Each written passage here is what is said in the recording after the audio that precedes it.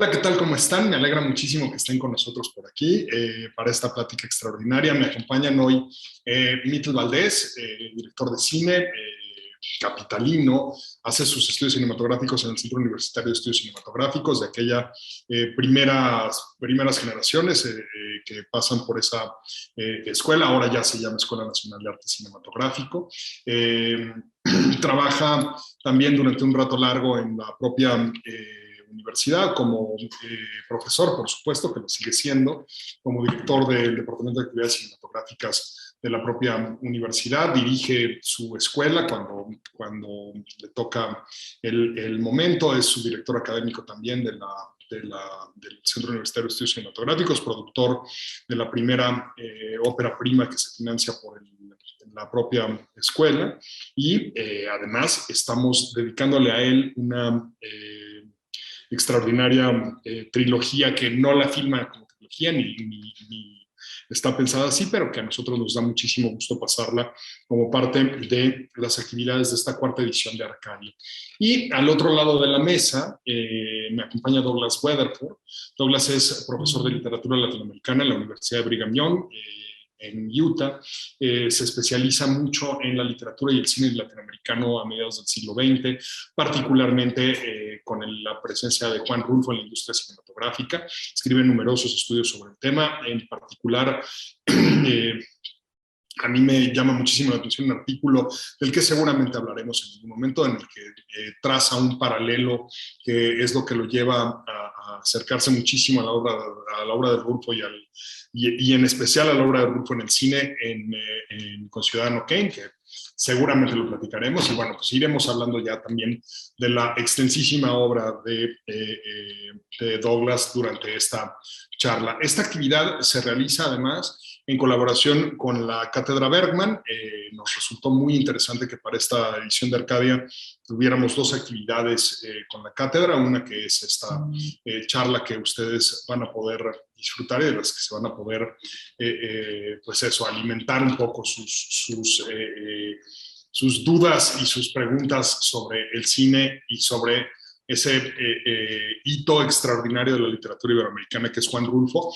Y si me permiten hacerlo de esta manera y un poco con cierta malicia, debo decirlo, voy a empezar lanzando ahí una pregunta a ver si nos sirve para una conversación. Quienes me acompañan son extraordinarios conversadores los dos. Un poco para preguntarle a Douglas esta lucha que se ve a lo largo de tu obra, por ejemplo, de tratar de resolver este problema de que a Rulfo siempre se le atribuyan solamente dos obras y que en realidad Rulfo es mucho más polifacético y mucho más amplio, y de ahí si quieres ya nos vamos a hablar, por supuesto, de las adaptaciones extraordinarias de la obra de Mickey en su cine. Bueno, gracias y gracias por la invitación. Estar aquí con ustedes, especialmente con Mittel Valdés, quien es amigo mío desde hace ya varios años. Y es cierto, o sea que Juan Rulfo con frecuencia se asocia solamente con la palabra escrita y solamente con dos textos publicados, ¿no? El Llano en Llamas y Pedro Páramo. Pero una de las cosas que he querido hacer durante mis investigaciones de la conexión que Juan Rulfo tiene con el cine es ver que Juan Rulfo es una figura que, bueno, nunca quería limitarse a la palabra escrita. Y vemos que en esos años, ¿no? La década de los 30, los 40, cuando Juan Rulfo empieza a imaginar una carrera literaria y empieza a escribir, que también se fascina en otros temas, en la música, en la historia, en la arquitectura, en la danza, pero también especialmente en la imagen visual. Y se compra una cámara en los 30 y empieza a sacar fotos. Por cierto, hoy en día Juan Rulfo se considera uno de los fotógrafos más destacados de México, aunque es una fama que no tenía tanto durante la vida. Pero sabemos que, por ejemplo, Juan Rulfo también era consumado espectador del cine, como lo aclara su viuda. Y para ya la fecha en que sale Pedro Páramo en marzo de 1955, ya se estaba haciendo la primera adaptación de una obra suya, que es La Talpa, de Alfredo B. Crevena. O sea que no debemos separar tanto, ¿no?, la obra cinematográfica de Rulfo de la palabra escrita. Y por cierto, entre 1955 y más o menos 1966, Juan Rulfo se dedica de alguna forma a por lo menos 9 proyectos cinematográficos como fotógrafo, no Stillman, por ejemplo, como asesor histórico en La Escondida, como buscador de localidades con Carlos Velo para la película Pedro Páramo, y también como escritor. No solamente escribe, bueno, los textos que conocemos muy bien ahora, pero también se sienta en algún momento de 1956, por ejemplo, con Emilio Fernández, para escribir el guión de la película que llegaría a filmarse en 1962 como Paloma Herida. Pero también en esa misma fecha, más o menos entre 1956 y 1958, escribe El Gallo de Oro, que es una segunda novela de Juan Rulfo. Y desde hace mucho se ha hablado del Gallo de Oro como un guión, ¿no? Pero quiero mencionar que, bueno, al hacer mis investigaciones me di cuenta rápidamente que el texto no es el guión y que de alguna forma había que publicar textos para celebrar la segunda novela Érita de Juan Rulfo, que escribe para el cine, o sea, escribe El Gallo de Oro para que Roberto Gabaldón lo llevara a la pantalla grande, pero es una novela. Por cierto, yo publiqué en 2017 la primera adaptación de esa novela al inglés, y también este año apenas publiqué los guiones originales que se dedicaron para filmar Pedro Páramo y también El Gallo de Oro. O sea que me parece que debemos dejar de hablar del Gallo de Oro como guión, porque existen los guiones el guión que escribió Carlos Fuentes, que escribieron Carlos Fuentes y Gabriel García Márquez, y celebrar una segunda novela de Juan Rulfo.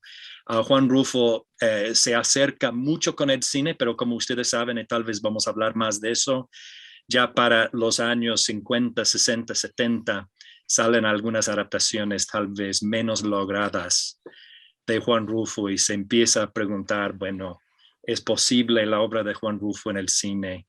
Afortunadamente ya para los 80 con, por ejemplo, Ripstein y con también Mittel Valdés, empezamos a ver algunas adaptaciones que sí logran celebrar de una forma adecuada la obra de Juan Rulfo. Y ya que me das la oportunidad, entonces entro con Mittel, querido Mittel, además de el privilegio de ver tus 3 películas, una de ellas adaptada de la obra de Revueltas, no de Rulfo, pero de verlas en versiones restauradas por ti mismo, que es una cosa extraordinaria realmente. Me gustaría un poco que nos platicaras.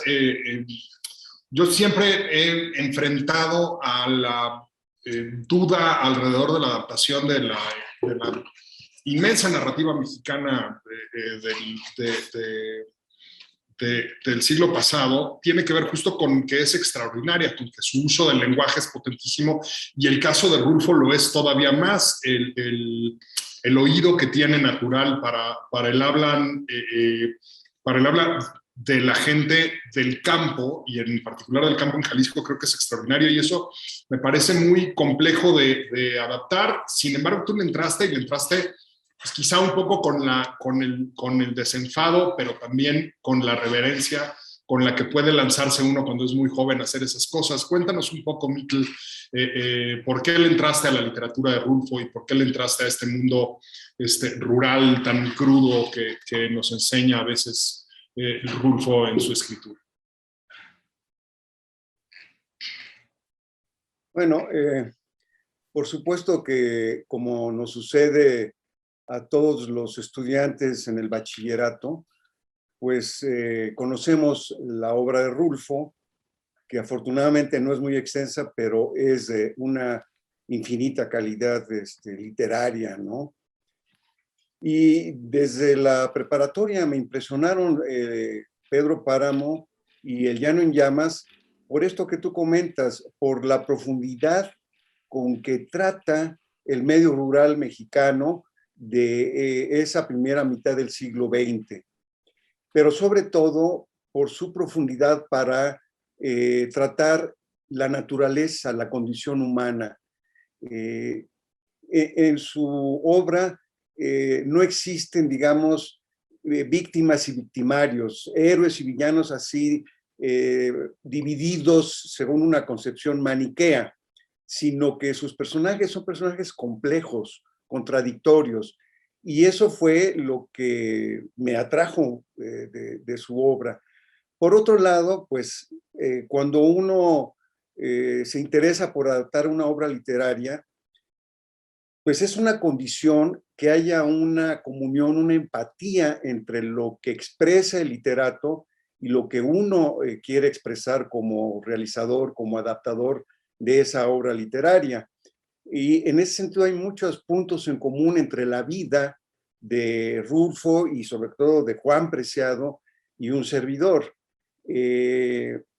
Juan Preciado, en la búsqueda del padre de Pedro Páramo, cuando va a Comala y desciende finalmente al inframundo y encuentra ahí a Donis y su mujer, pues no es otra cosa que el descenso al inframundo de Orfeo o de otros personajes de otras mitologías universales, el Mictlán, Xibalbá, en donde lo que busca este personaje es encontrar su origen, explicarse muchas cosas con relación a sí mismo, resarcir su personalidad que ha sido difuminada por la historia familiar y social que ha vivido.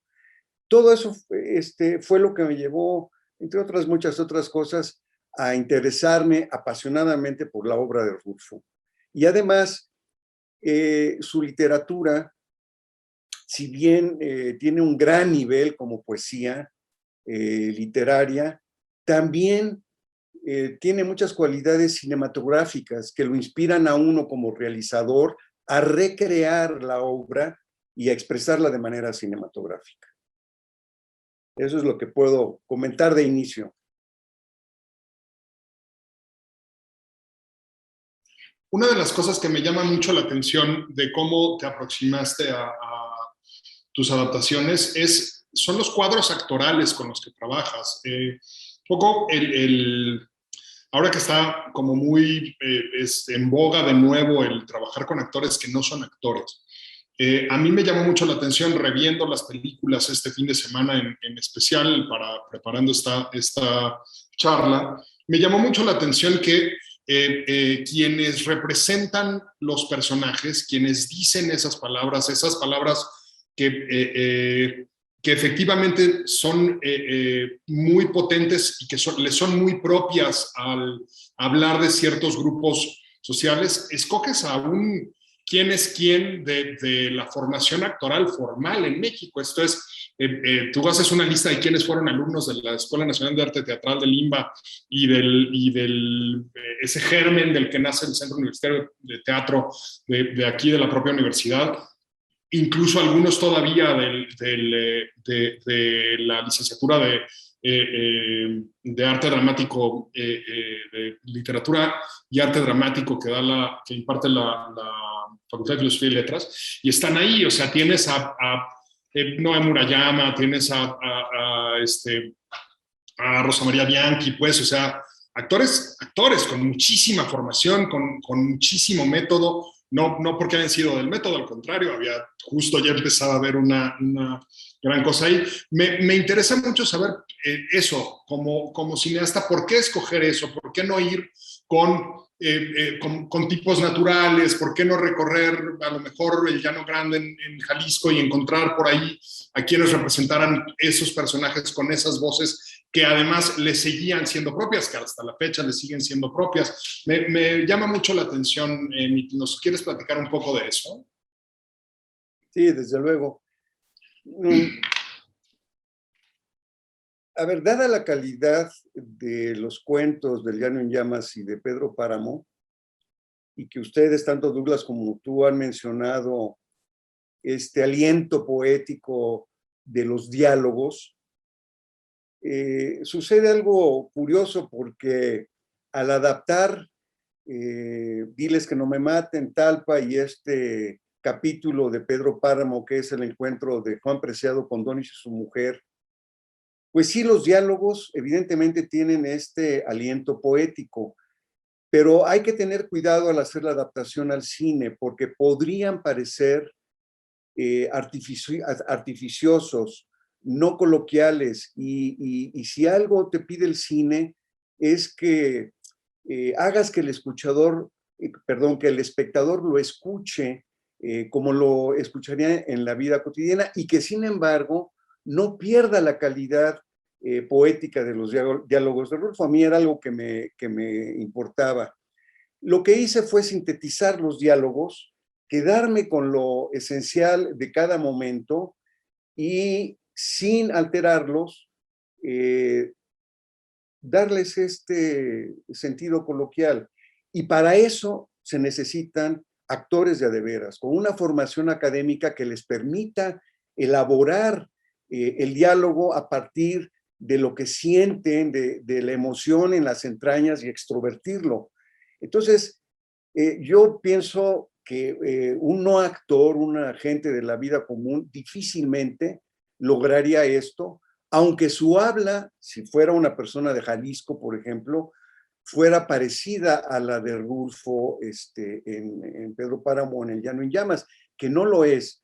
Es curioso, los diálogos de la obra de Rulfo dan la impresión de ser muy cotidianos, muy naturales, pero son de una elaboración poética muy compleja y muy lograda, ¿no? Muy bella.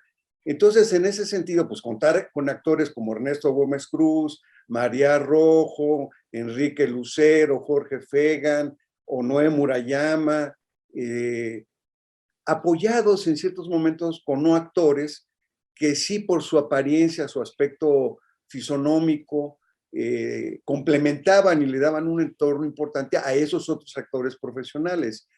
Pero sí, si les soy sincero, no podría haber logrado la calidad de la representación escénica cinematográfica sin el apoyo de esos grandes actores.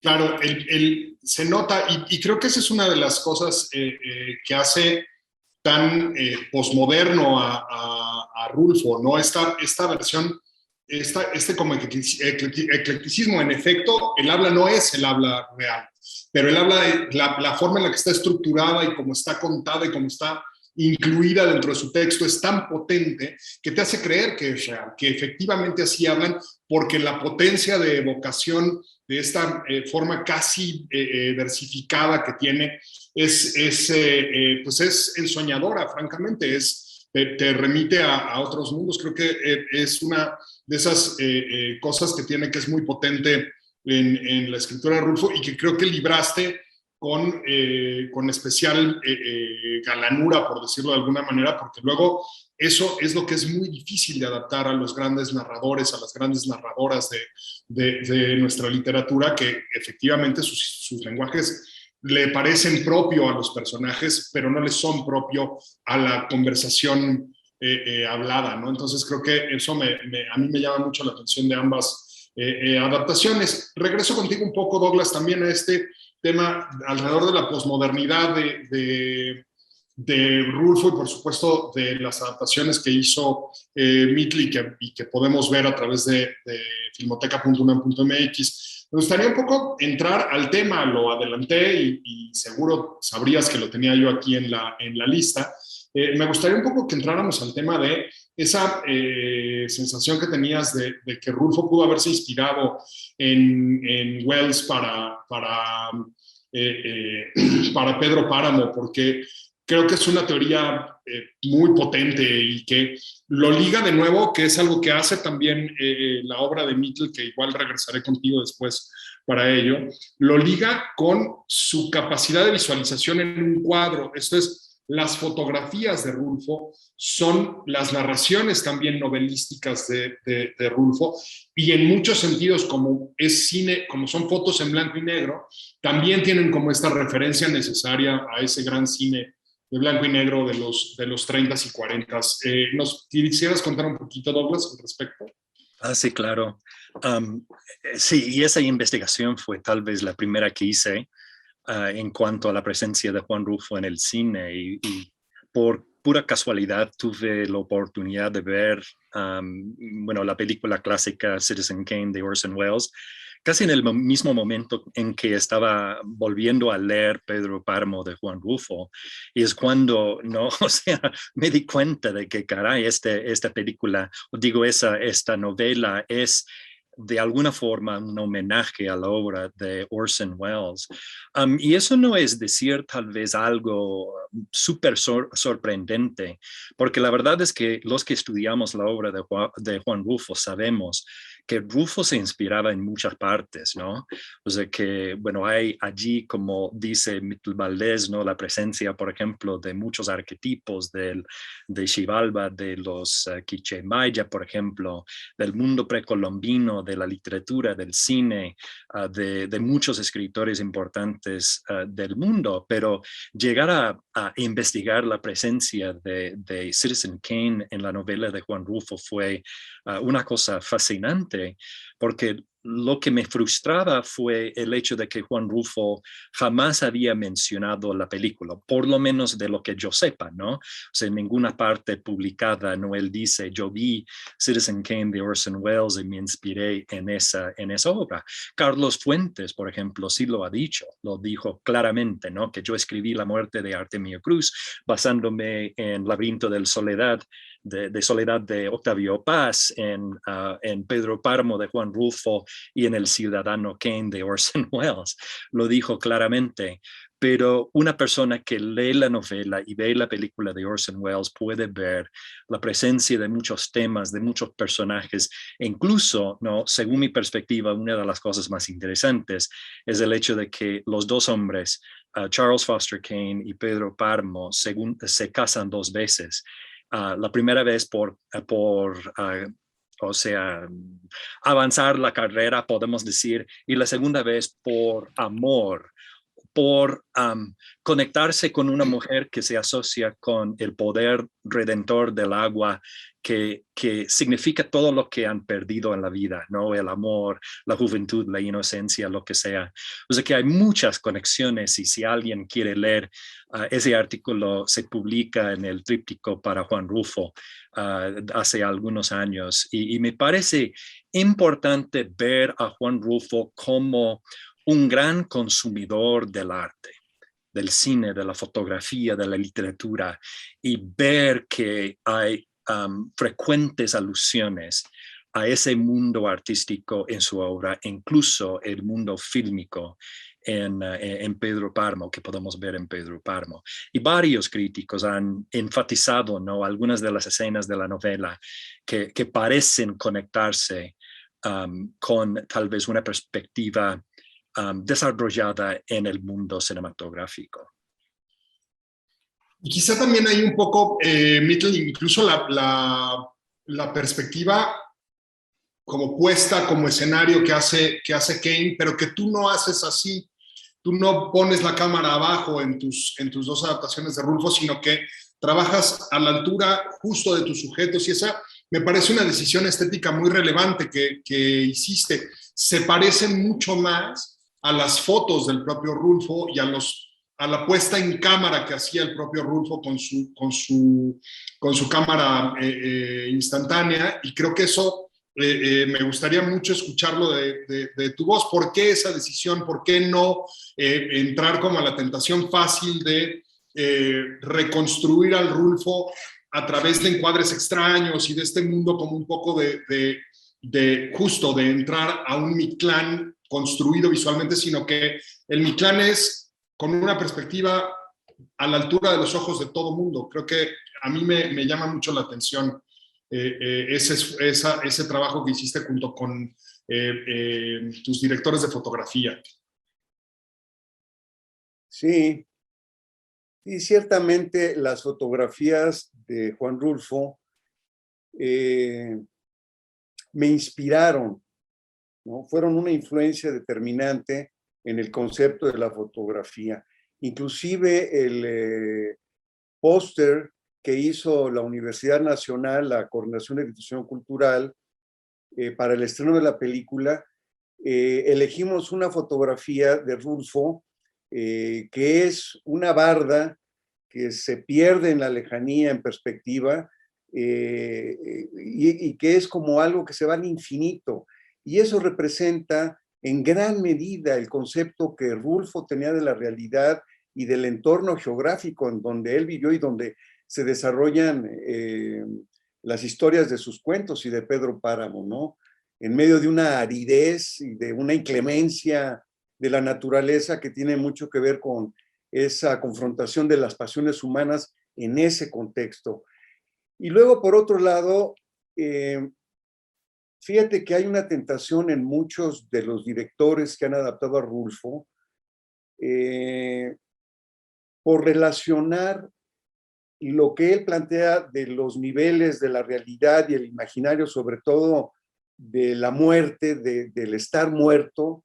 Me refiero al descenso de Juan Preciado al inframundo y su encuentro con Donis y su mujer, relacionarlo de una manera fácil con la muerte, con estos conceptos que los mexicanos tenemos de las calacas, las calaveras, algo que es muy arquetípico del inframundo, pero Rulfo, a mi manera de ver, nunca lo planteó así. Su relación con esa realidad, con ese limbo de la muerte es distinto, es más cotidiano, menos artificioso, no lo distingue, no hay fronteras, y mucha gente no ha entendido eso. Entonces, yo me empeñé en que no hubiera esas fronteras, ¿no? Sino más bien fusionarlas e involucrar al espectador en esa convivencia de tiempos y de realidades. Y a eso se corresponde esa manera de ver la puesta en escena con un eje de cámara y de la lente normal. No quería que el espectador entendiera que estaba ante algo fantástico, extraordinario, distinto a su vida cotidiana, sino que se identificara plenamente con la cotidianeidad y la profundidad de la obra de Rulfo. Me llama mucho la atención que lo plantees así, porque quizá una de las cosas que pasa cuando uno lee a Rulfo es que entra en un proceso de trance en el que justo en la naturaleza, en la realidad natural, como la percibimos, empiezan a aparecer estas imágenes evocativas y estas referencias que haces al descenso de Orfeo, a los viajes por el Mictlán, creo que también tienen que ver con eso. No necesariamente se tiene que estar muerto para imaginar la muerte, ni para imaginar qué te dicen tus muertos, porque al final este proceso de trance te puede confrontar con ellos, ¿no? Las mismas experiencias, por ejemplo, de viajes de peyote que hacen las sociedades huiráricas y ese tipo de viajes de ayahuasca también que se hacen en Sudamérica, creo que tienen que ver con eso, con implantar en la realidad estos dioses lares y hacerlos que te hablen de alguna manera y que te cuenten algo. Al final el que se está contando esas cosas eres tú mismo. Tuviste un privilegio enorme que, a diferencia de otros adaptadores de la obra de Rulfo al cine, que fue que él estuvo cercano más o menos a cuando estabas desarrollando Los Confines. Te lo encontraste además, recuérdame, en mis notas tengo que te lo encontraste en la librería El Ágora, que estaba enfrente del núcleo Radio 1000. Esto es porque todavía estaba el CUEC en la sede que estaba ahí junto al núcleo Radio 1000, en la sede de Insurgentes, y era la librería a la que iban. Y pues cuéntame un poco más, porque esas primeras charlas deben haber sido muy emocionantes para ti. Sí, ciertamente. No, el CUEC, el Centro Universitario de Estudios Cinematográficos, ya estaba en la calle de Adolfo Prieto, en la Colonia del Valle. Ya no estaba ahí sobre Insurgentes, cerca de la estación radiodifusora de Radio 1000. No, fue una de estos encuentros casuales Hay quien dice que todo encuentro casual es una cita con el destino. Yo había ido a la librería El Ágora a cambiar un disco que había comprado recientemente y que salió defectuoso. El concierto para piano y orquesta número 21 de Mozart, que es uno de mis autores preferidos de esa vertiente musical. Y cuando estaba yo comentándole al vendedor, ¿no? Este asunto del defecto del disco, volteo y veo cerca a una persona que yo dije, pues se parece a Rulfo. Y me salió espontáneo, le dije, usted se parece a Rulfo. Y el vendedor, que era desde luego su amigo, gente que lo conocía porque era asiduo al Ágora, Juan Rulfo, me dijo indignado, de ninguna manera, es Juan Rulfo. Entonces dije yo, qué maravilla, me acerqué porque exactamente en esos días, en ese tiempo, había yo terminado mi adaptación de El Hombre, que quedó firmado como A Través del Horizonte, Diles que no me maten y Talpa, y el capítulo de Donis y su mujer, de Pedro Páramo, y fue la oportunidad para aproximarme y decirle, oiga, pues yo quiero hacer una película con algunos de sus obras. Y bueno, ya no cuento más porque sería extenderme mucho, pero sí fue un encuentro realmente, fue una cita con el destino. A partir de ahí ya nos citamos, él me citó en su oficina del Instituto Nacional Indigenista y establecimos una comunicación franca, porque yo, por supuesto, le tenía una admiración enorme a él como escritor, pero también estaba consciente que al hacer la adaptación cinematográfica de sus obras, debía de actuar, de adaptar con libertad, o sea, a partir de la especificidad de la expresión cinematográfica y no tratar de copiar mecánicamente metáforas o alegorías literarias. Y ahí nos entendimos muy bien. Inclusive él me dijo, no, pues ya leí los guiones, me parecen muy bien, no entiendo mucho de técnica cinematográfica, los guiones eran guiones técnicos, pero él advirtió que había un respeto a lo que en dramaturgia llamamos la convicción del autor, es decir, de aquello que quiere expresar, transmitirle y con lo cual quiere emocionar al lector, y en este caso yo como cineasta a los espectadores.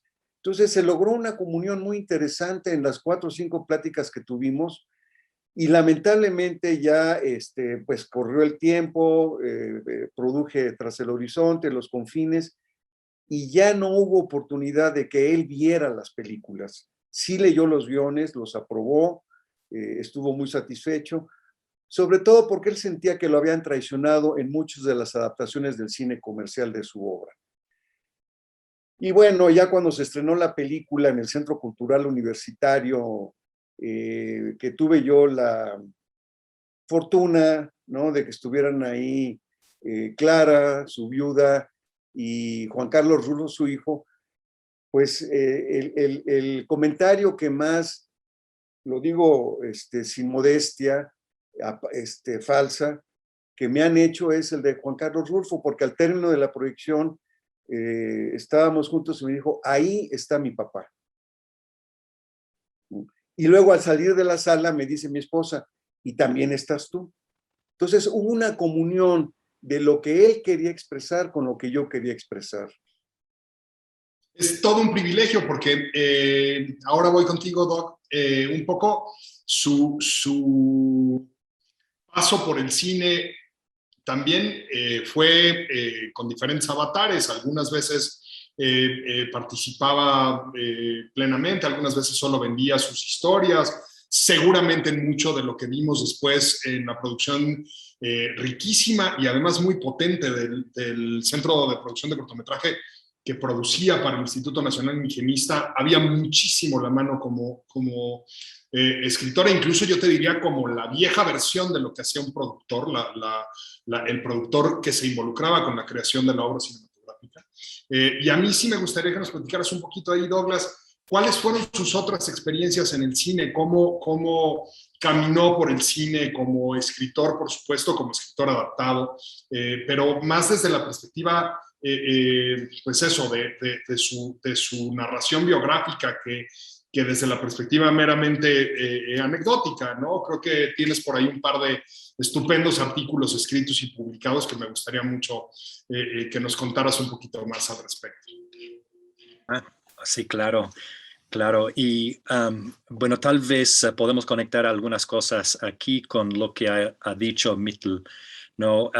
Precisamente al hablar de la actuación, a mí me parece, ¿no?, que uno de los logros obvios de las adaptaciones de Mittel es precisamente el reparto. Pero si volvemos a la década de los 50, donde tenemos, por ejemplo, la adaptación de Talpa de Alfredo B. Crevena, donde Lilia Prado aparece como Juana, no Natalia, sino Juana, en esa adaptación. Aunque la adaptación, la película es buena, no tiene algunos logros, ¿no? Por ejemplo, es una película que filma en localidades, o sea, y que filma de noche. Es de CinemaScope, o sea, tiene algunas cosas maravillosas. Tiene en parte la fotografía de Manuel Bravo Álvarez, Manuel Álvarez Bravo, ¿no?, que quería no entrar también al cine. O sea que esa película me parece fascinante en parte porque es una forma de de ver la gente acercarse a Juan Rulfo para intentar renovar sus carreras.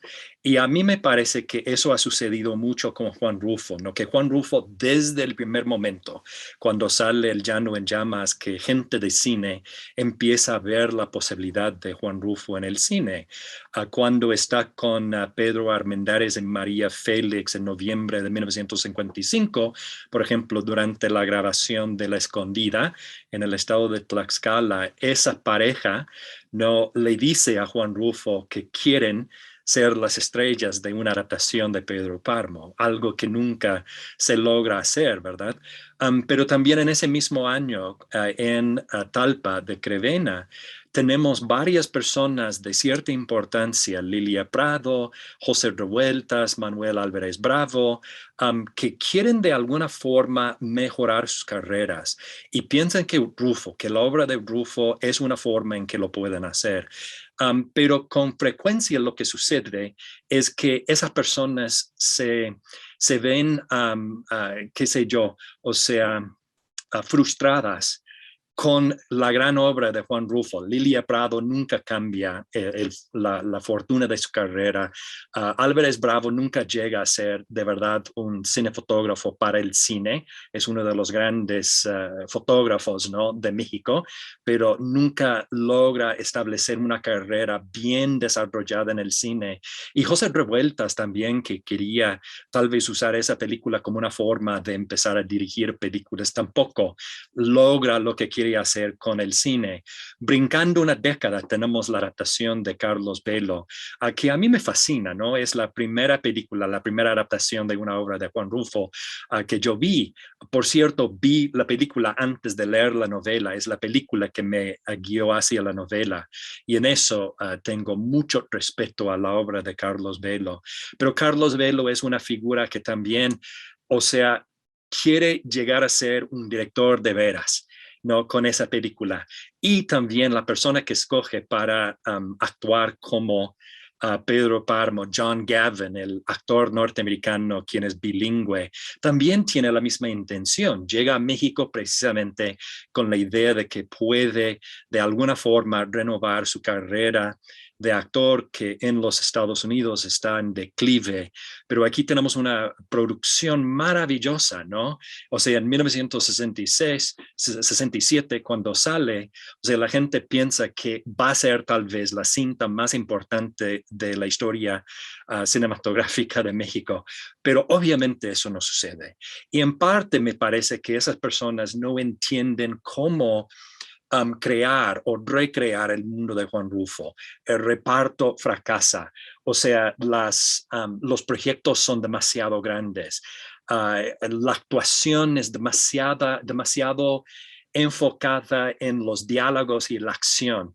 Y lo que ha hecho Mittel Valdés y algunas personas más es entender que el mundo de Juan Rulfo es un mundo de paisajes, de murmullos, de pensar, ¿no? O sea que lo que más me gusta tal vez de Tras el Horizonte, también Los Confines, es que allí los personajes no están en constante movimiento, ni tampoco están constantemente hablando, dialogando, ¿no? Como vemos en John Gavin, en Pedro Páramo, ¿no?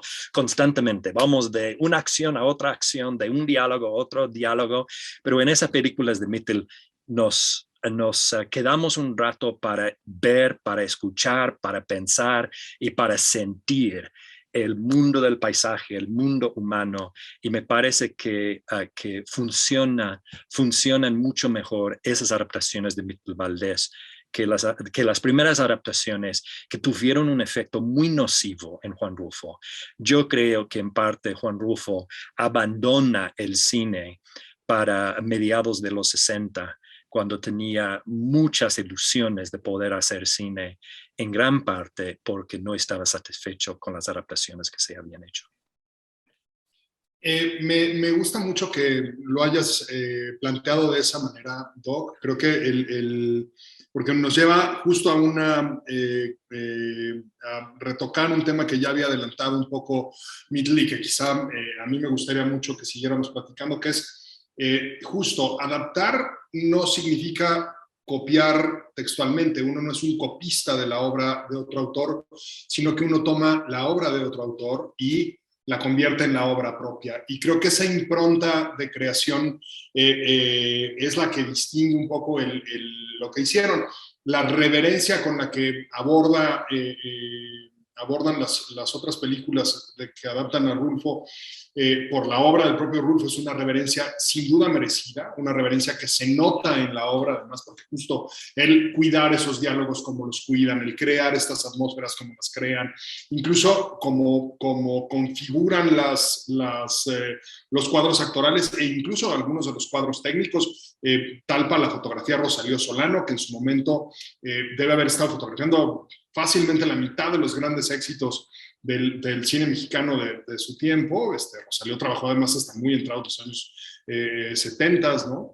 Y sin embargo no logran justo el ponerle su propia marca a una obra.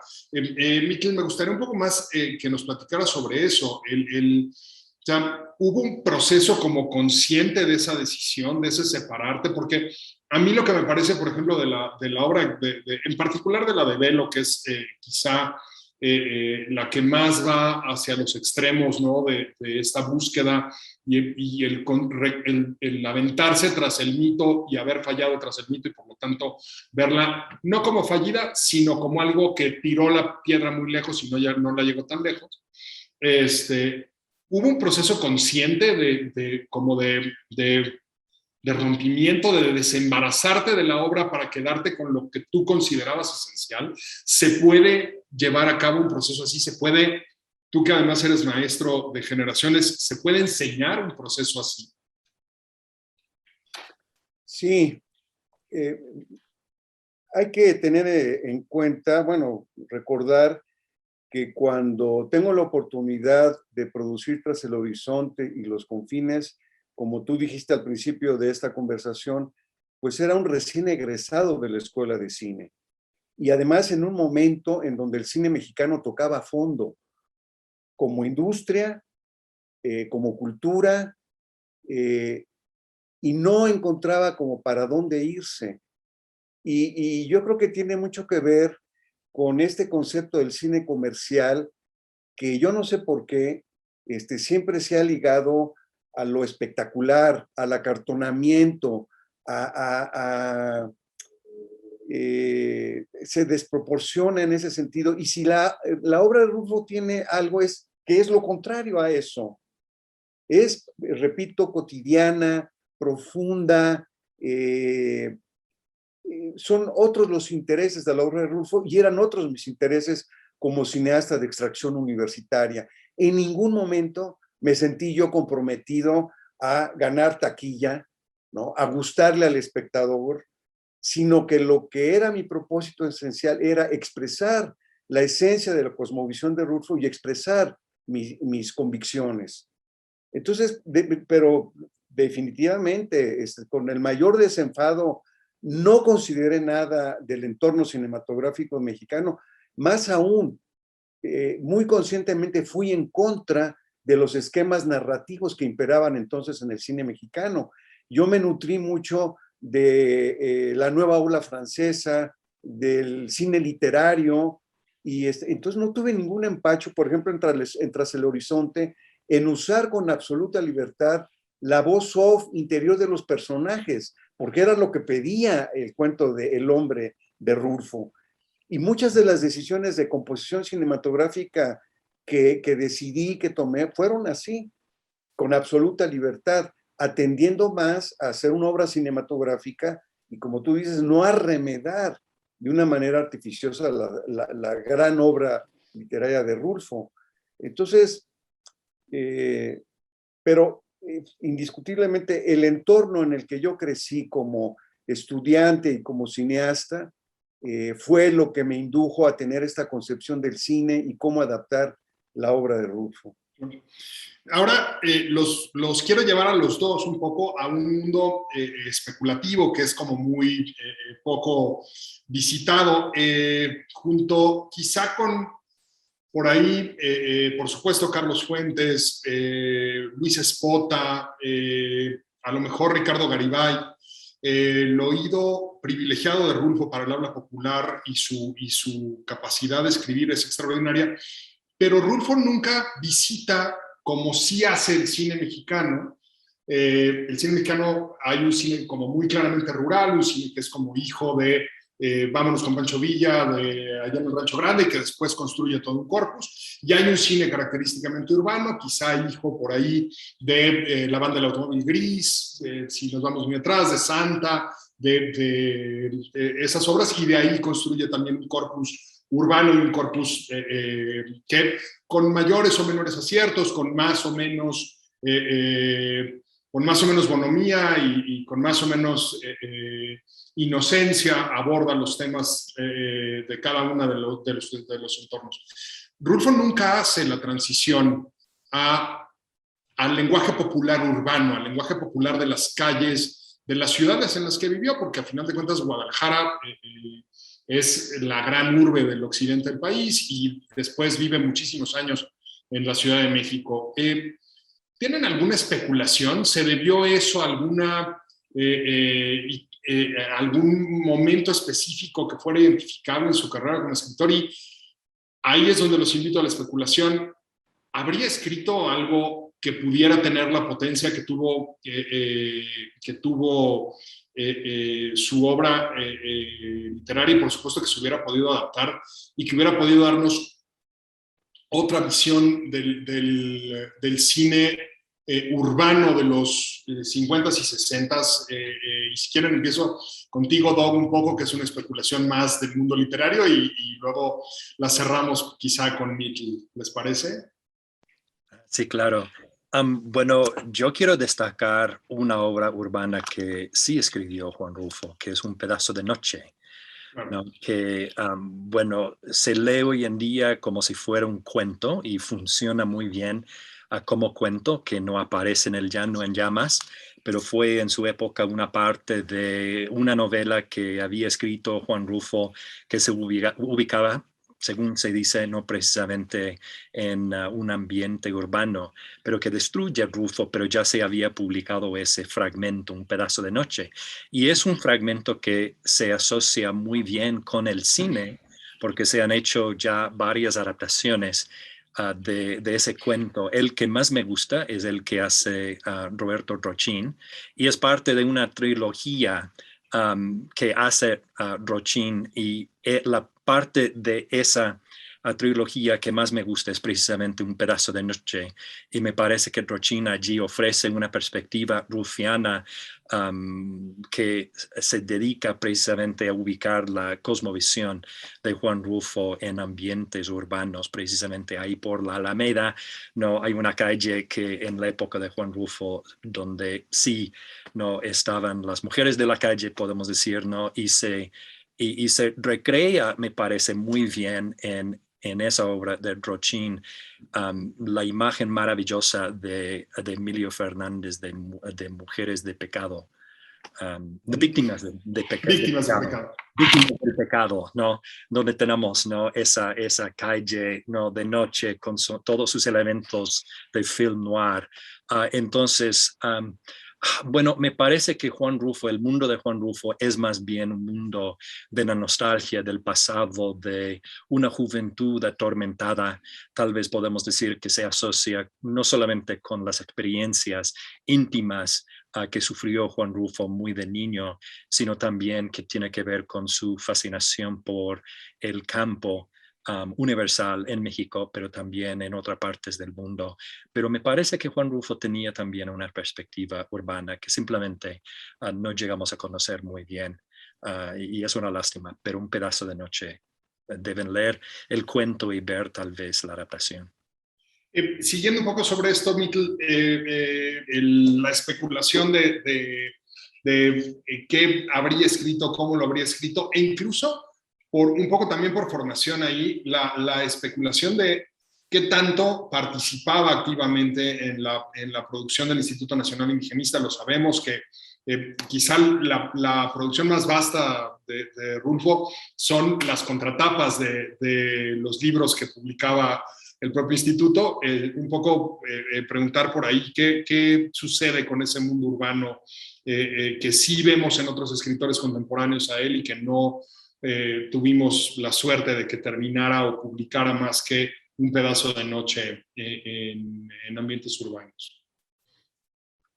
Sí, es curioso que solo haya escrito esto que se entiende como un cuento, Un pedazo de noche, con relación a la vida urbana, sobre todo de la Ciudad de México o de las grandes ciudades, que por cierto, estoy de acuerdo con Douglas, la adaptación que hace Roberto Rochín del cuento es muy buena. Yo tuve la oportunidad de leer el guión siendo uno de los integrantes de un consejo de selección en el Instituto Mexicano de Cinematografía y me pareció una adaptación muy bien trabajada. Pero regresando al punto de interés, pues mira, yo pienso que cada escritor elige el universo que siente y que piensa que le corresponde. Entonces, Rulfo decidió por la vida rural, el mundo rural del México de la primera mitad del siglo XX, pues yo creo que simple y sencillamente porque ahí se desarrolló su infancia, su juventud, quizá gran parte de su vida como adulto, inclusive cuando él estuvo trabajando en una llantera, según recuerdo, pues él viajaba por todo el país, sacaba fotografías y tenía la oportunidad de conocer más a fondo ese mundo rural. Entonces yo creo que es una elección de él, como en el caso de José Revueltas, fue sobre todo la vida urbana, ¿no? Aunque también se refiere a la vida rural de México, pero en Revueltas sí es muy notorio su inclinación por la vida rural y los bajos fondos de las grandes ciudades, ¿no? Yo creo que es una elección de cada escritor. Muchísimas gracias. Doc, ya para cerrar, algunas conclusiones finales sobre esta conversación que hemos estado teniendo. Bueno, me encantaría simplemente tal vez destacar la importancia del sonido en la obra de Mitl Valdés, en Los confines y también en Tras el horizonte. Me parece que una de las cosas que hace muy bien Mitl es, bueno, usar varias formas de acercarse al mundo de Juan Rulfo, ¿no? Y me parece que una persona que lee bien la obra de Juan Rulfo, lee su obra sabiendo que los sonidos son importantes. A veces ahí están presentes, ¿no? Nos dice el texto que es tal y tal sentido o sonido. Pero también cuando yo leo la novela Pedro Páramo, yo siento que hay tal vez cierta banda sonora que va allí en el trasfondo, que puedo imaginar, ¿no? Y me parece que en Los confines, que Antonio Cepeda, ¿no? Crea una banda sonora maravillosa que a mí me parece inspirarse no solamente en la música prehispánica, en los sonidos cotidianos, tal vez en el universo macabra y siniestro del mundo contemporáneo mexicano, sino también en la novela. O sea que allí yo puedo sentir la obra de Juan Rulfo y me parece que cuando tenemos esa parte donde tenemos a la pareja, Donis y su hermana, que es tal vez el momento más arquetípico de la novela de Juan Rulfo y que llega a ser, ¿no?, el pegamento que une toda la película Los Confines, que tenemos, ¿no?, varias historias de Juan Rulfo, Diles que no me maten, Talpa, pero también Pedro Páramo, todos los arquetipos y el sonido que se combinan para crear una obra completamente nueva.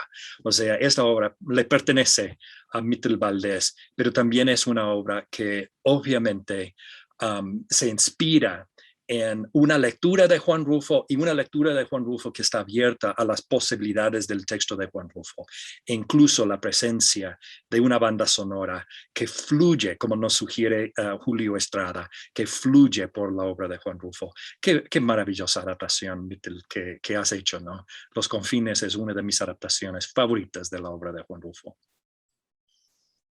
Y con menudo halago, te dejo a ti, Mittel, cuéntanos unas últimas reflexiones sobre, por supuesto, las dos películas, sobre su otra hermanita que estamos presentando en la selección y sobre tu proceso para crearlas y para, como bien dice Doc, para hacer una obra tuya.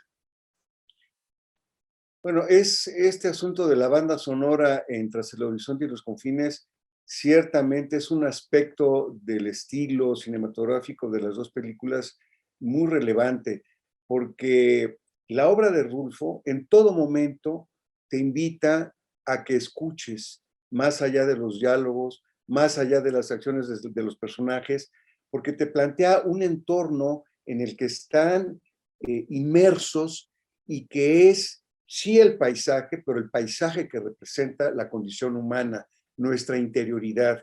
Y la música de Antonio Cepeda la elegí precisamente porque no era un pleonasmo de lo que sucedía frente a cámara, sino que nos permitía penetrar en otro aspecto de los personajes, de sus pasiones, y nos descubría un paisaje interior que en la obra de Rulfo está muy presente. Ese paisaje interior, en todo momento, los diálogos y las acciones que propone Rulfo son para profundizar en las contradicciones, en los sentimientos de los personajes. Entonces, la banda sonora tenía que corresponder a esa propuesta del propio Rulfo. Por eso digo que una gran obra literaria, pues por supuesto que inspira al adaptador, al realizador, a recrear la obra. Y si hay comunión entre la convicción del autor literario y la del adaptador, pues por supuesto que hay un respeto a la obra literaria, pero al mismo tiempo es una nueva obra en donde uno como realizador se puede expresar. Muchísimas gracias, Mittel, Douglas. Ha sido extraordinario recorrer con ustedes estas adaptaciones de Rulfo. Ha sido una oportunidad que agradezco muchísimo, además, que por supuesto le agradezco el estar en esta sesión y a que la haya organizado tan bien Mariana Gándara y el equipo de la Cátedra Bergman. Es una conversación que creo que ha sido breve, pero será muy sustanciosa y dará ahí mucho que leer y que interpretar y reinterpretar a partir de volver a ver las películas. Y pues eso, me despido de ustedes. Muchísimas gracias. Les mando un fuerte abrazo hacia donde estén y seguramente ya para los primeros días del próximo año nos podremos ver en persona y poder darnos un abrazo y volver a visitar las películas. En especial, como sabemos que queremos ver las películas de Mittel ahora restauradas, verlas en las salas grandes que tenemos aquí en la propia Filmoteca de la UNAM. Muchísimas gracias y hasta luego. Hasta luego, un saludo a todos. Hasta luego.